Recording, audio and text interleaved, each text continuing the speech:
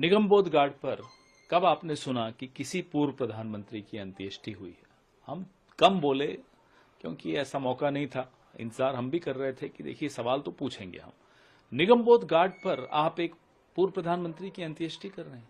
आपके पास राहुल जी और प्रियंका जी ने यहां तक कहा कि आप शक्ति स्थल से कोई हिस्सा लेना चाहें ले लीजिए, लेकिन उनको ऐसी जगह उनकी अंत्येष्टि होनी चाहिए जहां स्मारक बन सके उनका।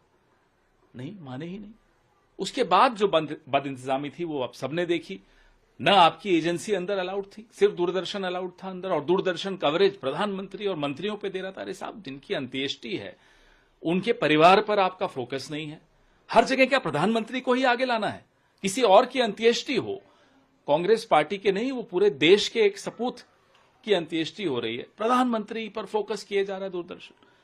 और मनमोहन सिंह जी के परिवार के लिए फ्रंट रो में 3 कुर्सियां, उनकी 3 बेटियां हैं, उनकी पत्नी है, उन बेटियों के परिवार हैं।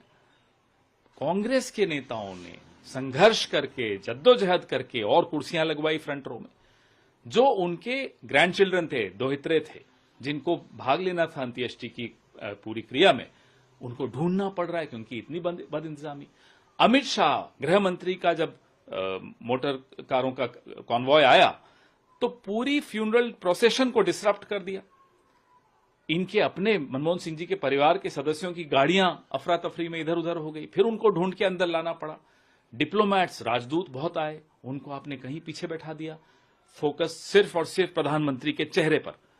ये कोई पूर्व प्रधानमंत्री को इस तरह का सम्मान देंगे आप, जिन्होंने 10 साल में और उससे पहले भी वित्त मंत्री की हैसियत से इस देश की अर्थव्यवस्था की कायाकल्प कर दी? उस व्यक्ति को आप इस तरह से अपमानित करेंगे? बहुत ही बदइंतजामी थी। जब राष्ट्रीय ध्वज मनमोहन सिंह जी की विधवा को सौंपने की प्रक्रिया चल रही थी, प्रधानमंत्री बैठे हैं वहां, खड़े नहीं होना क्यों? ये मैं तो अभी कई उदाहरण आपको दे रहा हूं, लेकिन इससे कहीं ज्यादा और आपको लोग उदाहरण बताएंगे कि किस तरह की बदइंतजामी थी। सर, लेकिन सरकार ने, पूरा डिफेंस मिनिस्ट्री ने बाकायदा इसके लिए इन्विटेशन तक दिए थे। वो तो प्रोटोकॉल है साहब, वो कोई एहसान तो चढ़ाया नहीं उन्होंने, प्रोटोकॉल है।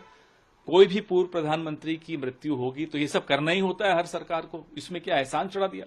लेकिन बात यह है, अब आपने हरदीप पुरी जी के लिए कहा कि अस्थि विसर्जन के वक्त परिवार के अलावा हम लोग कांग्रेस के नेता, देखिए फैमिली नीड्स स्पेस, वो भी ग्रीफ कर रहे हैं, वो भी मोर्निंग में है, उसमें भी हम जाकर आगे आगे बढ़ के राजनीति करें, अच्छा नहीं होता। फैमिली को अगर स्पेस दिया तो इसमें पुरी साहब को दिक्कत है। ये होती है ओछी राजनीति, ये होती है सस्ती राजनीति जो नड्डा और पुरी कर रहे हैं। ये भी एक बात है, मेमोरियल की भी बात आई, तो कह रहे हैं मेमोरियल तो बनाना ही था हमको, उसको लेकर हमारा दबाव जब आया तब जाकर इन्होंने रात को वो नोटिफिकेशन निकाला कि हम करेंगे।